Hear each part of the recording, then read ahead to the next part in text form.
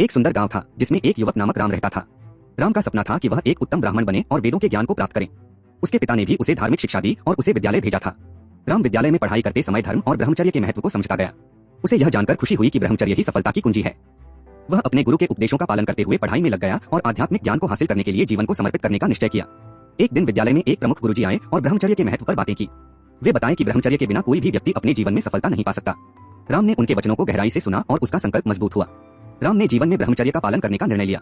वह अपनी इच्छाओं का संयम करने और अपने मन को नियंत्रित करने का प्रयास करने लगा। उसने रोज सुबह उठकर ध्यान और प्रार्थना का समय निकालना शुरू किया। वह अपने विद्यालय के गुरुजनों से और भी गहराई से शिक्षा लेने लगा।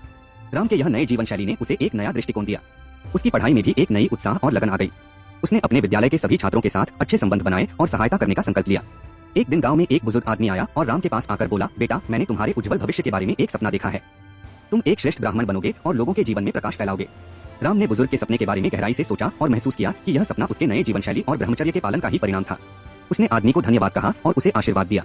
जब राम की पढ़ाई पूरी हुई तो उसने विद्यालय से निकलकर अपने गांव के लोगों की सेवा करने का निर्णय लिया। वह गांव के छोटे मोटे कामों में भी समर्पित था और लोगों की मदद करने के लिए हमेशा तैयार रहता था। एक दिन गांव में एक बड़ी संकट आ गया। अचानक सूखा ने गांव की सभी फसलों को नष्ट कर दिया। लोगों को भूखमरी का सामना करना पड़ा और उनकी मुसीबत बढ़ गई। राम ने यह समस्या देखी और उसने तत्काल किया गया। उसने गांव के लोगों को एकत्रित किया और उन्हें एक बारीक योजना बताई। राम ने सभी को साथ मिलकर काम करने का संकल्प लिया। उसने लोगों को उपजाऊ बीज और नई तकनीकों का प्रयोग करने की सलाह दी।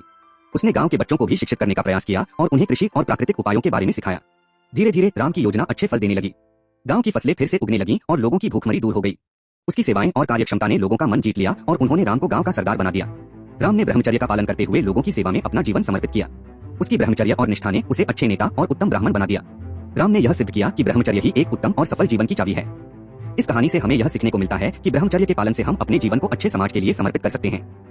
यह हमें सही मार्ग दिखाता है और हमें समृद्धि और सम्मान की ऊंचाइयों तक पहुंचा सकता है। ब्रह्मचर्य ही एक सशक्त शक्ति है जो हमें उन्नति की ओर ले जा सकती है।